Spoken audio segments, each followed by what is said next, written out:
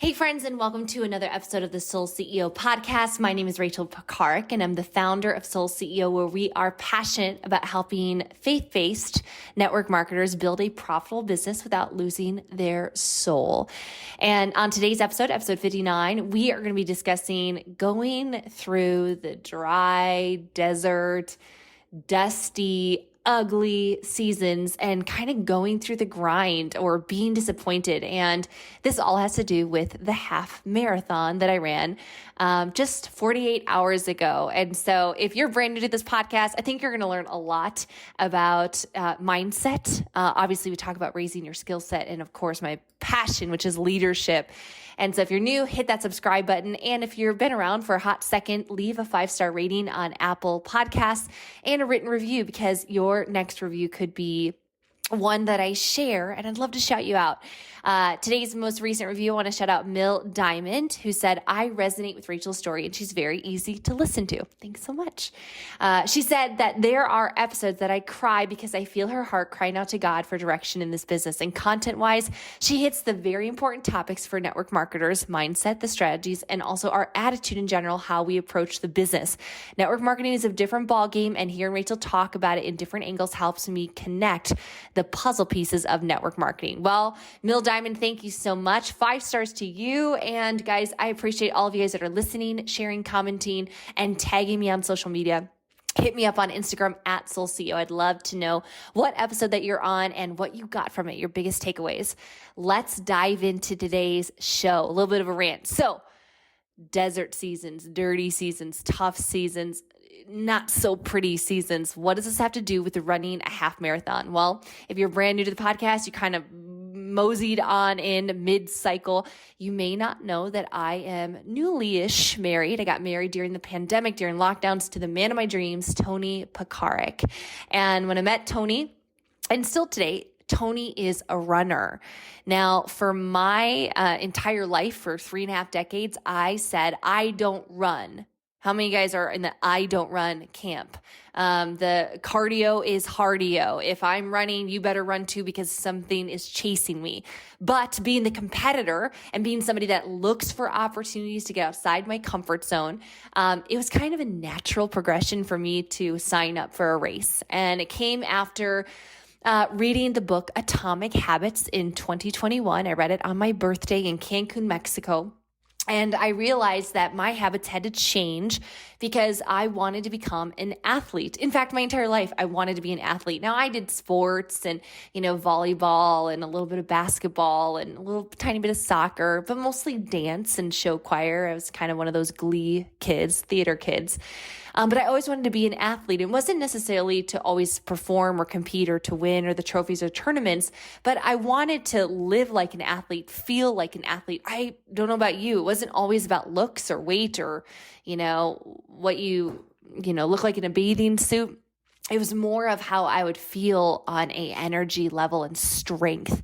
And as I'm now approaching my 40s, I'm starting to see the second half of my life in the near distance. And I'm thinking about, hey, I want to do what I can do now. And I also want to set up my body long term. So year and a half ago, or gosh, what did this been? Yeah, a year and a half ago, a year ago, I signed up for my first 5K. I saw my husband do marathons. I saw the accolades and the fanfare and the, just camaraderie that all these races had.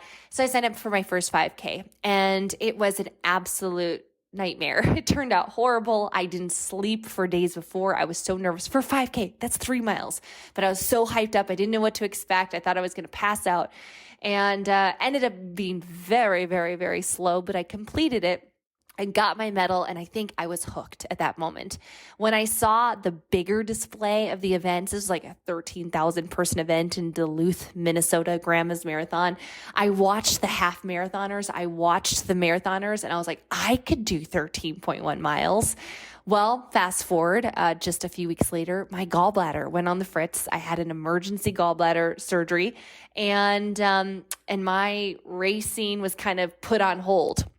We found ourselves just a few episodes back in September of 2021 And I found myself in Albuquerque, New Mexico with my husband, who had signed up for a half marathon there. We were on a romantic vacation and we had gone there for the half marathon, but spread it all out.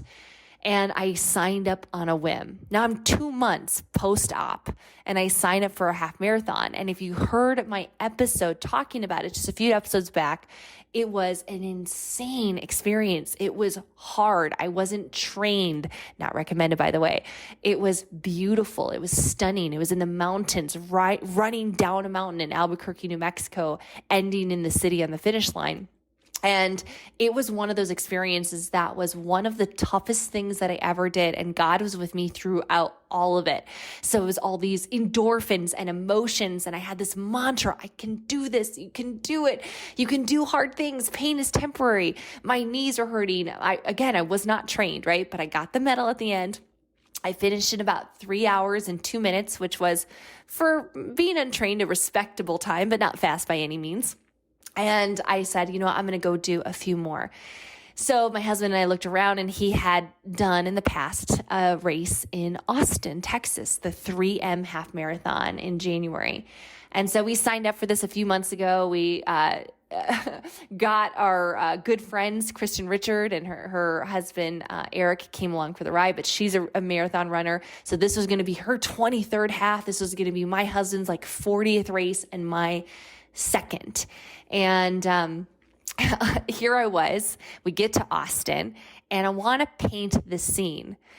From the time we landed in Austin, there was little things that were going wrong. I mean, we found out we didn't actually book a rental car, so we had to pick one up on the fly. The car that we wanted wasn't available, so we had to, kind of downgrade and get just a simple car. We had a ton of luggage too. We couldn't find and get out of the airport or navigate the city really well. And this was at 1 a.m, and you're tired and you just want to get to your Airbnb. Then we get to our Airbnb, and the neighborhood it was kind of sketch, guys. It was kind of sketch. The actual Airbnb was really cute, but I was a little afraid, to the point where at 1:30 in the morning, I was contemplating, do we get a hotel? Do we book another half marathon? Kristen and Eric, our friends, are going to be here in about 12 hours. This is not going to work. We slept through the night, woke up, saw things in the daylight. They were a little bit more acceptable. We're okay, we can make this work.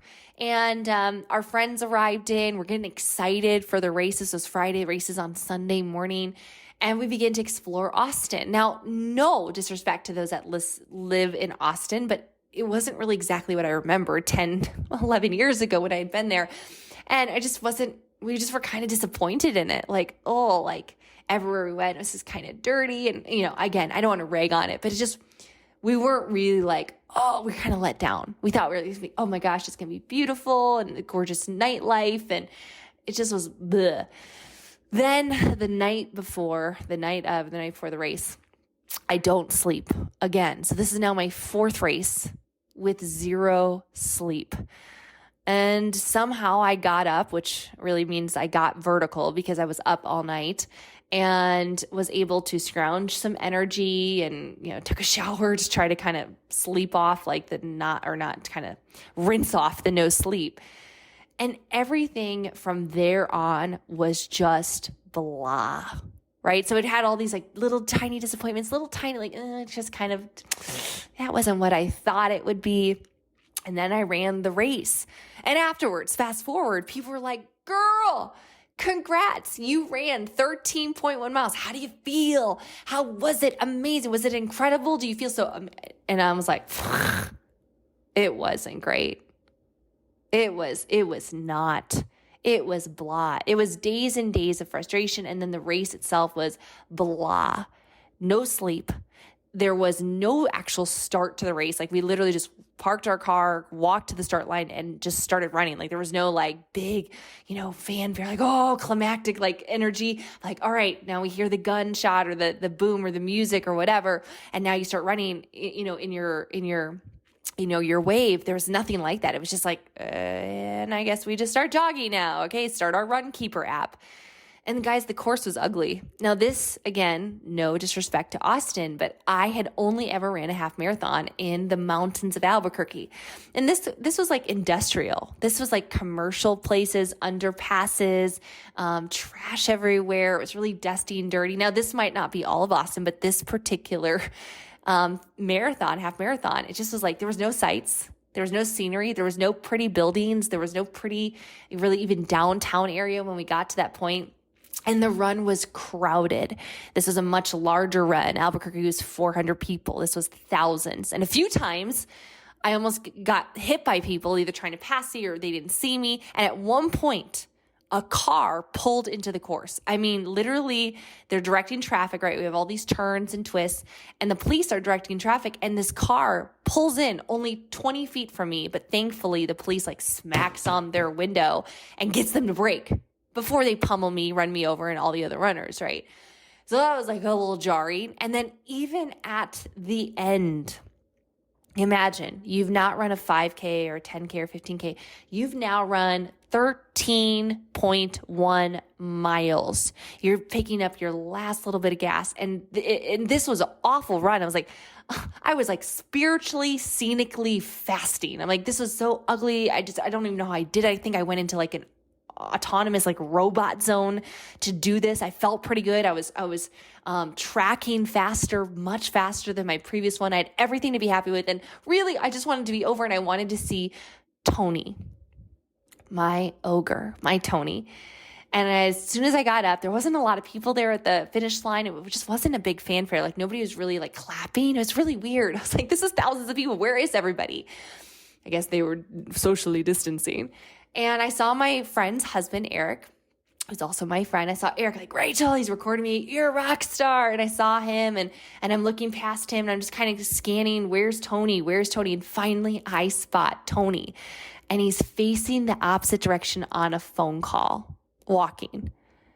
And I'm like, huh? I got my earbuds in. I'm like, he's not going to see me finish. He's not going to, all this is going through my mind. I just did all this. He's not there. He's not going to see me. Who is he on the phone with? What could possibly be more important than my moment, right? Right? And it comes to find out later, a minute later, I find out that he butt dialed his boss, and his boss called him back right at that moment. And Tony, because of where the app was, he thought I'd be a few minutes, at least 5 or 10 minutes more, but I was picking up speed, right? So this totally wasn't his fault. And thankfully, right as I slowed down, like I literally was like almost walking because I was trying to get his attention. He looked right as I crossed the finish line. But I was like, there was no runner's high at the end. There was no like, see, Albuquerque was like, I cried as I crossed the finish line. I was in pure exhaustion and euphoria. Even during the course, there was all these little God winks, little Christian messages or billboards or Jesus signs or crosses, sketched or etched into the rocks in the mountains or fun little things that just, oh man, constantly changing scenery. This was blah. I was like, my husband almost missed it. I didn't like the course. I didn't feel good. The first, 8 miles or so, I had this insane brain fog. My brain was sloshed in my head as I was running just because I just didn't have sleep. And I just ran 13.1 miles. It was hard, but it was nothing like I expected. It was nothing like I had pictured in my mind, right? And so here I was. I looked at my app and they're like, even Kristen turned to me. She finished about a minute ahead of me, trained. Very seasoned. Now, granted, she didn't do a great performance, but she's like, you finished right behind me? Girl, you did so much better. You were so much faster. You got cut like 17 minutes off your time. But I felt worse. And for a few minutes, Kristen and I just kind of looked at each other. Tony's on his high. He finished really fast. And we're all just kind of sitting there and and we just kind of walked away from the race. Like we just kind of we had our medal. It's just like, dang, that we just did all that. And it wasn't great. And then we had a fun little few interesting things that happened the rest of the afternoon that added, kind of insult to injury. But the point being is I was able to spend the next day or so reflecting on how good God was to use this experience to really reflect and to contemplate look at my motives, to audit my, just my motivations and my endurance. And I started to ask myself, like, can I really do things when they're hard? Can I do those hard things when it isn't pretty? Can I do the hard things when it isn't pretty and there's no human recognition? There's no Tony at the finish line. There's no somebody saying, atta girl, or, like, way to go. Can I persevere even during the dusty, dirty, unattractive courses or seasons? And my attitude was so bummed at the end of the race. I was like, okay, can I still find praise like Joseph did in the pit?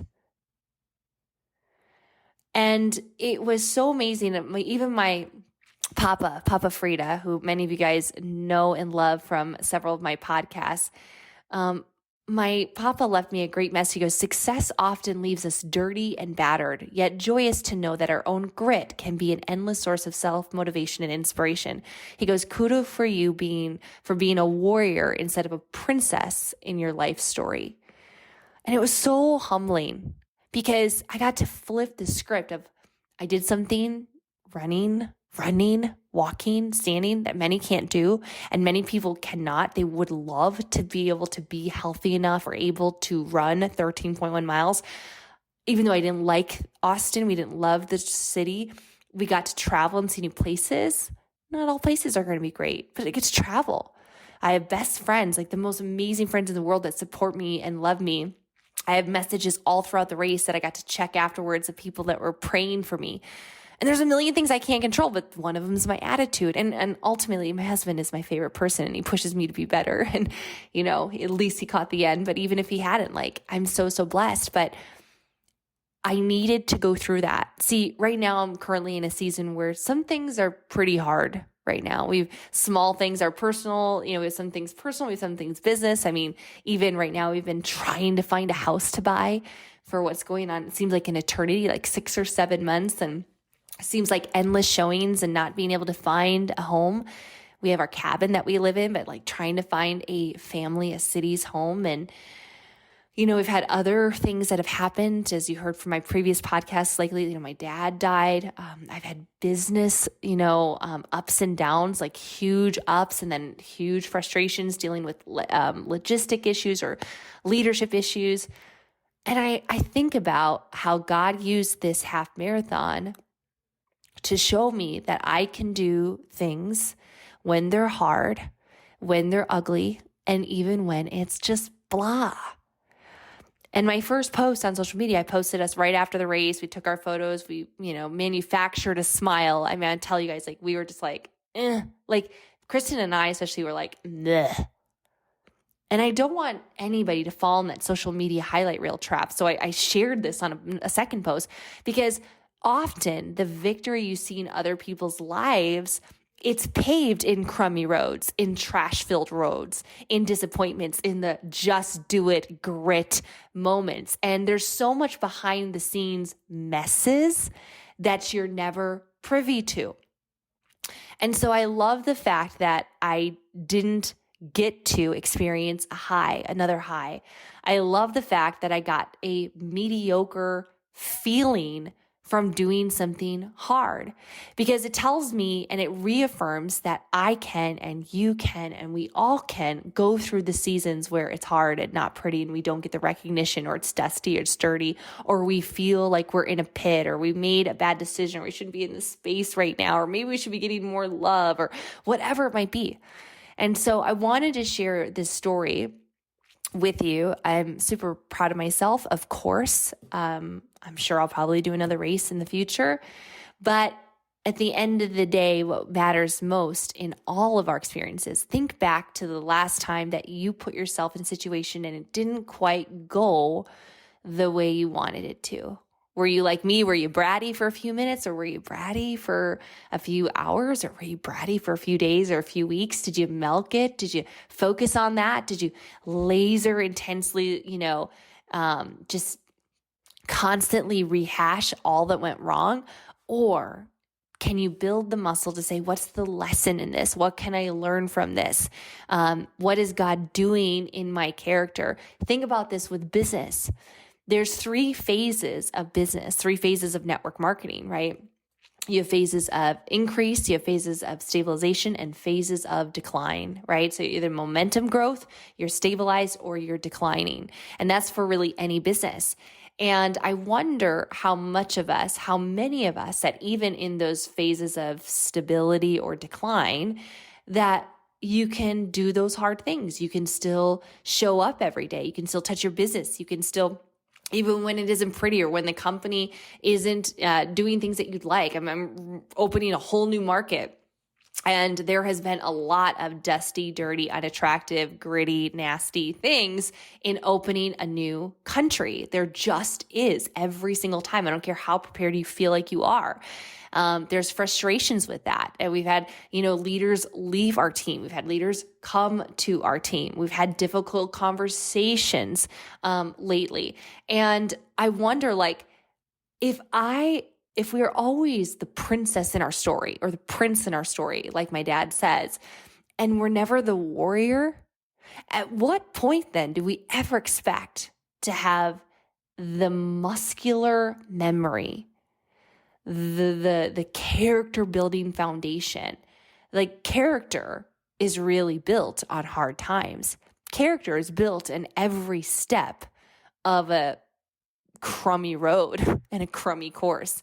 It's not getting what you want when you want it, where you want it with who you want it. Like, there are times where you're just going to be disappointed. So I encourage you today to look at whatever season you're in. If you're in a high season, if you're in a peak, shout out, worship, and gratitude. If you're in a low season, in a pit, shout out in gratitude. Find that praise either way. Do not be overconfident if you're in a peak just because it's new or exciting or beautiful or scenic or fresh, or you have all these amazing God winks. It's not always going to feel like that. And what matters most is that you're still on your mission and that you're still plugged into Him and that you're doing your best and letting Him do the rest. Finding all the little things that you can be grateful for can totally flip your script. And it did for me. I hope this blesses you here today. If you guys love this, share it on Instagram. Tag me at @SoulCEO, or on Facebook. You can find me there too, Rachel 𝒂𝒏𝒂. But I'd love to connect with you. And we have a brand new Telegram channel. You can find that in the show notes. So if you want all the latest updates about Soul CEO, make sure that you subscribe for the nitty gritty in there. So love you guys. Appreciate you. Be blessed and have a great day.